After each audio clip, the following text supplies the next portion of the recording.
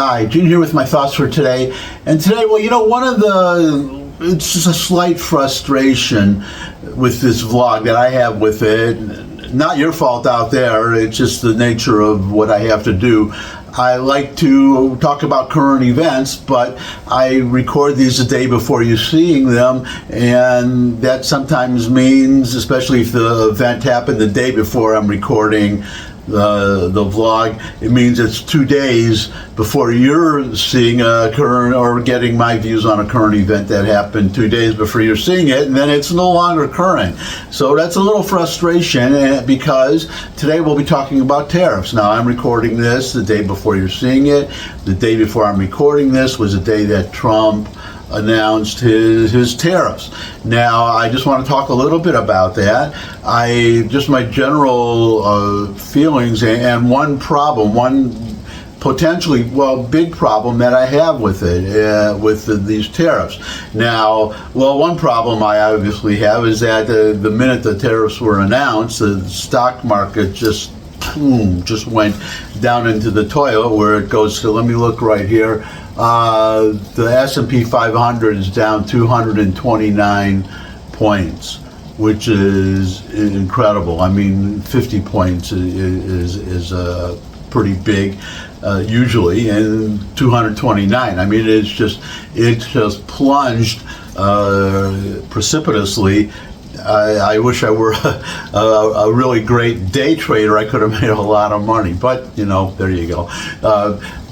So what I want to talk about is now I guess I'll go through the pros and the cons. So the pros we'll talk about is he does have a point that other countries, I've talked about this before, are charging more tariffs on our goods than we are charging them. But now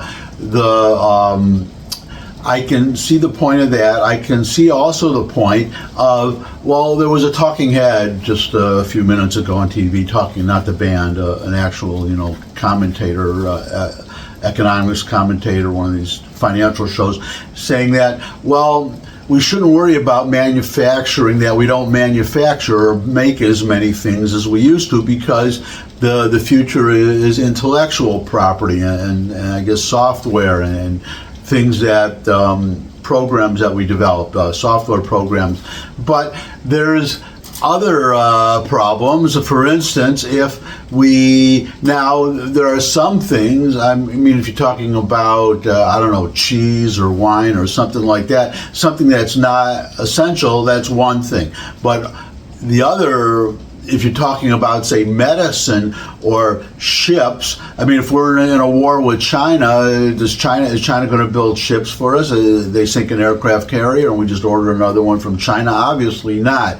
And our shipbuilding industry is very, compared to China, I think they can build ships, if I remember the figure correctly, 233 times faster. They have 233 times more shipbuilding capacity than we do. And you have to remember, or if you study history, as I have, World War II, one of the reasons we were able to win the war with Germany, they had fantastic weapons, but we outproduced them. We manufactured faster than they did. So we would lose tanks and ships and things, but we could rebuild them faster than Germany could replace their losses, and that was one. Plus, we could supply weapons to Russia and to England and to I guess the Free French, and that made the difference. So we don't want to be on the wrong end of that spectrum if we find ourselves in a war with China, as we could, because China wants Taiwan. And let's make no bones about that. And actually, that's another subject for another day, whether Trump actually would defend Taiwan. It would be a disaster if we didn't. I don't want to go into a lot of details, but just say the Taiwan Strait between Taiwan and China. So we have China on one side of the strait, we have Taiwan on the other side, a communist country adversary of ours on one side, and then an ally on the other side. the much of the world's shipping, not to mention our aircraft carriers, our destroyers, our military ships go through that strait.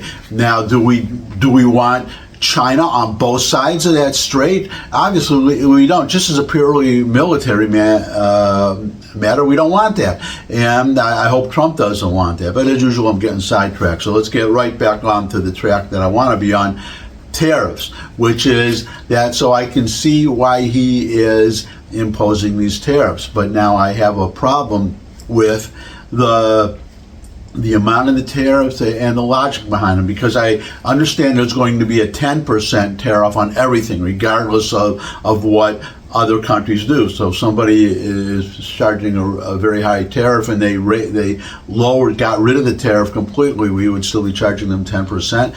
If that's what he meant, then I seriously have a problem with that. So now we're talking about the cons. The only pros I can see is that, well, it's a big pro. Foreign companies are starting, and American companies that were manufacturing offshore are starting to bring the manufacturing back here. Trillions of dollars are being invested in our country. But it takes time to build a factory. So that's a good thing, but that's going to take a while, and I'm worried that as a political matter, as you know, full disclosure, if you didn't know by now, you should know if you've been watching this vlog, I am a conservative, and I'm worried that this could be another Ronald Reagan thing, where Ronald Reagan, I remember when he got elected, so he tax cuts, regulation cuts, things to make. He came into office with a very terrible recession, which I don't look back on fondly, and he had to turn it around. But one of the things he had to do, we had rampant inflation. We had double-digit inflation, and he had to turn it around. So actually it was Paul Volcker, the Fed chairman at the time, and he raised the interest rates to very, very high. I mean, I remember the only good thing I could say about that time was that I had a 5-year CD that was paying 13%. Imagine a 5-year CD paying 13%, which was because inflation was so high. Reagan reduced the inflation, so inflation went down to like 4 or 5%, something like that, maybe 6%, but I was getting 13%. So that was good, but that's just my personal story. The problem is, though, that the benefits of the tax cut of Reagan's policies and the time it took before Volcker could start lowering interest rates was after the midterm election. So he came into office with Reagan did. He had, the Democrats still had the House, but the Republicans had the Senate. But he lost it in the midterms, and that's what I'm worried that would happen this time. Is I'm pretty confident of keeping the Senate, but the House, now there's a 3-vote, I think, majority now because of these special elections that were just over to Republican Republican House members were elected. So, but I'm worried about the midterms, because if we have high prices, a slow economy, if the unemployment number goes up or whatever, and we're in that situation at the midterms, that's going to be bad. So that is if you're a conservative, if you're a liberal, I guess you'll cheer, and that's one con. But there's a very big issue that is really that Trump hasn't talked about. There's a difference between fairness and bullying, trying to make things fair and trying to just bully other countries to do things that advantage us and disadvantage them, just because we're the biggest, most powerful country in the world and richest, and we're a big customer for goods overseas. And I think back to we went through this one time before, and I was born in Detroit. I've mentioned this before. I left Detroit in 1977, so I was in Detroit in the 70s, early 70s. Now, in those days, American cars, no one really ever heard of foreign cars. People were not buying I mean, you know, there were BMWs, and there was some Japanese Nissan, the Nissan car. It was called Datsun at the time, so there were Datsuns. But people bought, because they were making, especially Japanese, they were making these little small cars, and Americans wanted big cars, and gas was cheap. Actually, it's just as cheap now, believe it or not. I looked it up. Gas, it shows you how inflation affects prices. When I was, driving in the early 70s, as I recall, gas was about 32 cents a gallon. Okay, 32 cents a gallon, and then it went up to 48 cents. But 32 cents a gallon, I just looked it up.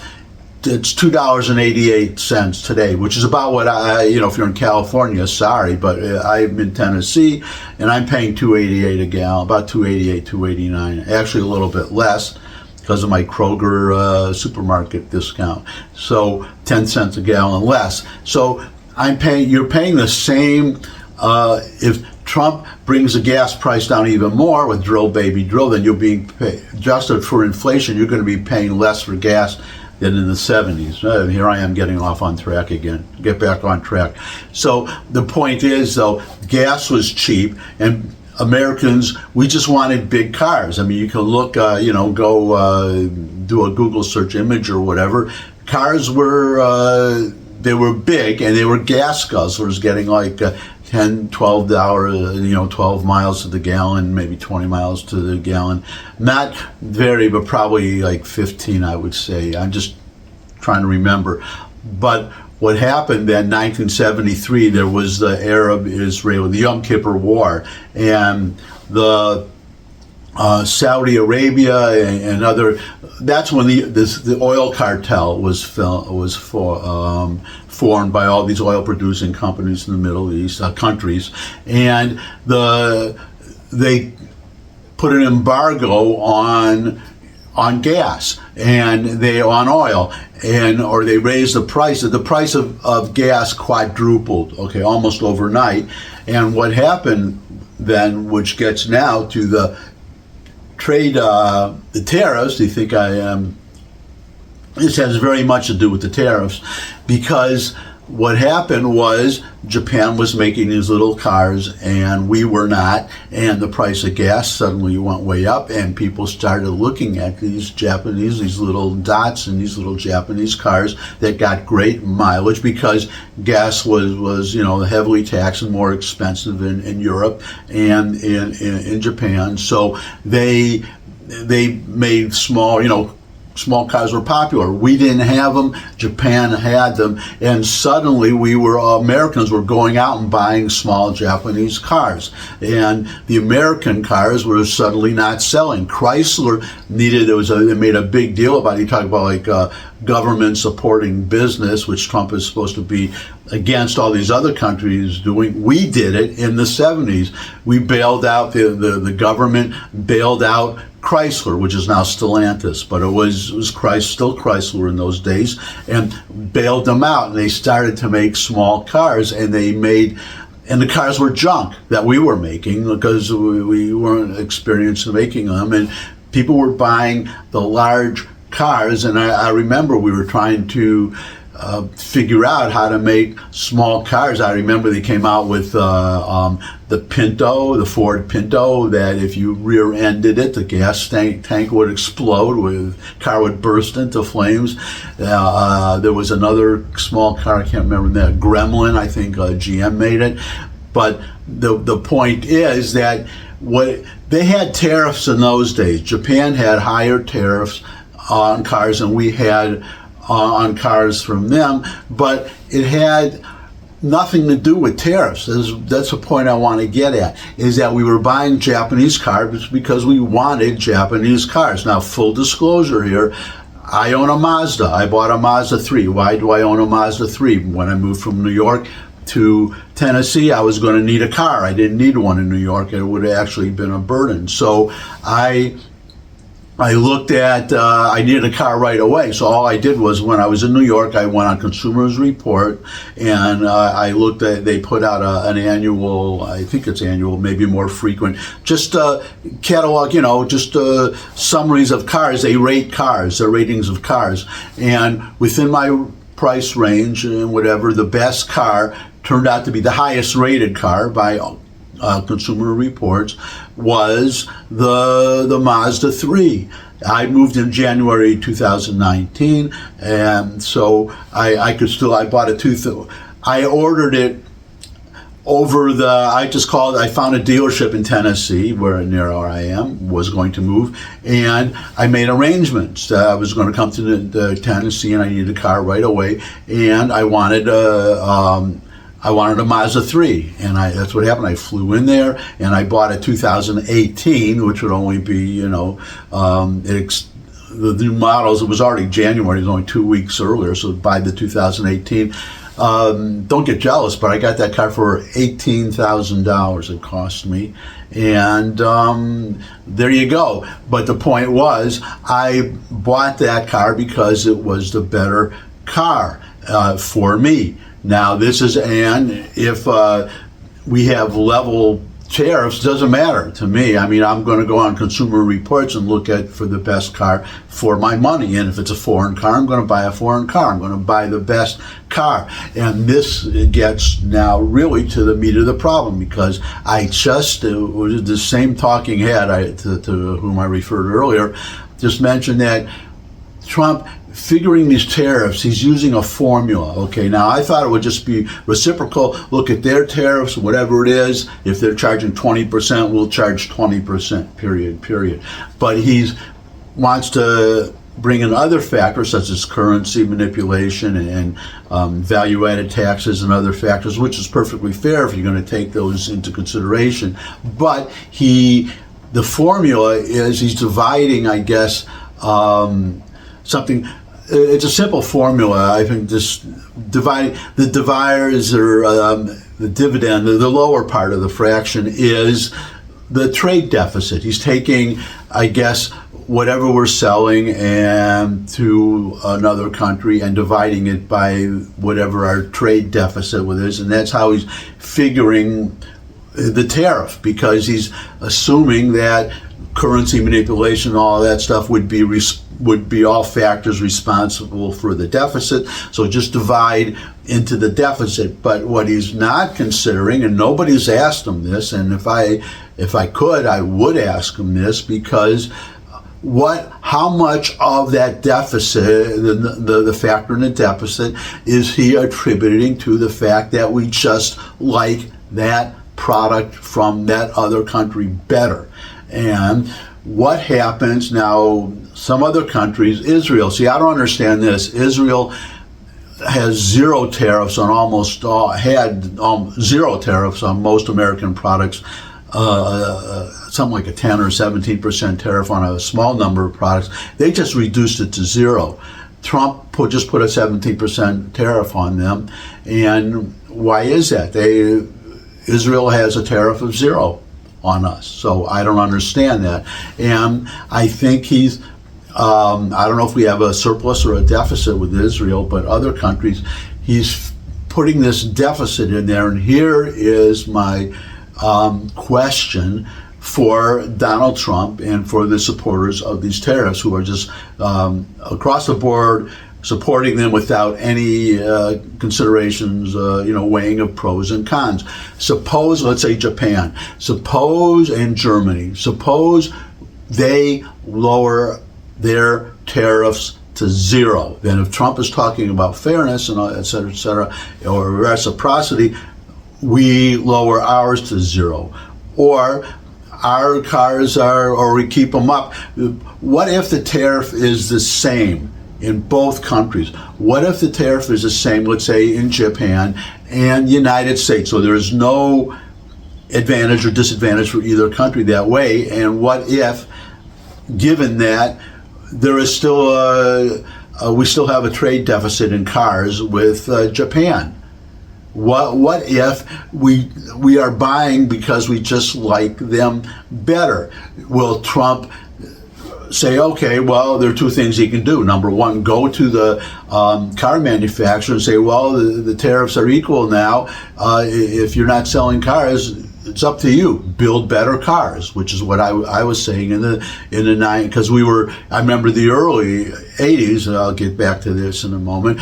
We were bashing Japan to buy more American products and to buy American automobile parts to put in there to build the cars with, and that because we were importing Japanese car parts to put in our cars, and they were not importing the same amount of our parts to put in their cars. So, well, that's number one. Just tell the manufacturers, well, you have to build better cars now. But the other part of it is Trump, and this is the part that worries about me, and I think it's more likely that he Trump would say he would see if that deficit is still there, that he's going to start to bully that other country, which other country, let's say if it's Japan, and say, we still have a trade deficit, you have to do, so we're going to raise our tariff, we're going to put a tariff even now, because when they were equal before, now we're going to put a tariff, complete hypocrisy, so that people will buy American cars and buy more American cars and buy fewer Japanese cars to erase the deficit. That, in a nutshell, is what I'm worried about, and one of the reasons I'm worried about it is because it happened. It happened, and let's go back to the 70s now, or now we're up to the early 80s, where America was bludgeoning Japan to import more American car parts to put in to use in their cars.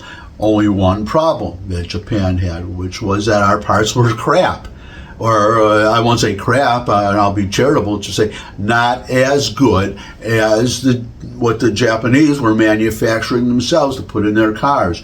But we just bludgeoned everything, was just trade deficit, trade deficit, trade deficit. That was all that mattered, and the factors that contributed to it didn't matter, and that's what I'm really worried about. End of story. I've probably gone on too long, but forgive me, but this really does bother me because, well, very simply, if I want to buy, are you going to penalize me if I still want to, if Trump gets everything he wants on tariffs, and I still want a Japanese car, is he going to try to make my Japanese car more expensive, simply because he wants me to buy an American car? And I'll throw in this one last factor, because, okay, you can equalize tariffs, you can adjust for VAT, value-added taxes and currency manipulate, get them not to, get a country not to artificially depress the value of their currency to increase their exports.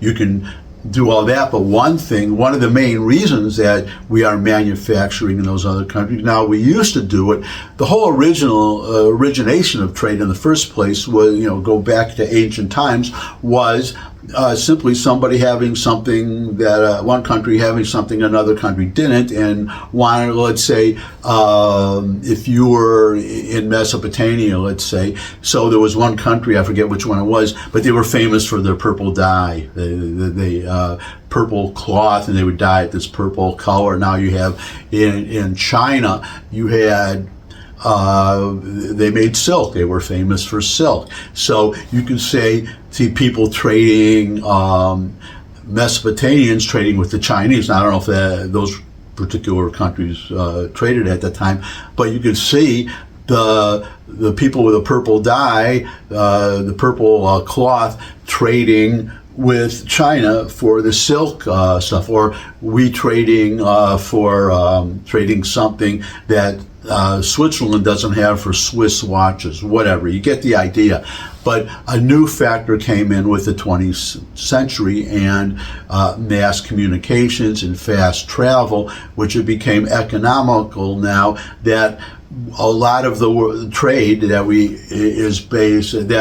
we have responsible for what's causing our trade deficit is the ability now to have something manufactured in another country cheaper, because cheap labor. And I have personal knowledge of this because I have two uncles, or I had, they've both, they've passed on a long time ago, but they came to they moved. They came from the old country, Czechoslovakia. They moved to New York, and they drove taxis for years, saved up money enough to start a leather coat manufacturing business. That's what they picked, and they prospered. They did really great. And I remember visiting it. It was 2 floors. The ground floor had the office and the showroom, and the second floor had the seamstresses or whatever, people and seamsters, men making the leather coats, and other guys cutting the leather. You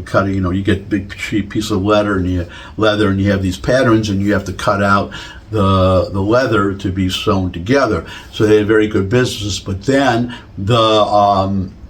they got either, I don't know who contacted whom, but they started doing business with Korea, and South Korea started making the coats. They had the coats made in Korea, and what happened was eventually they were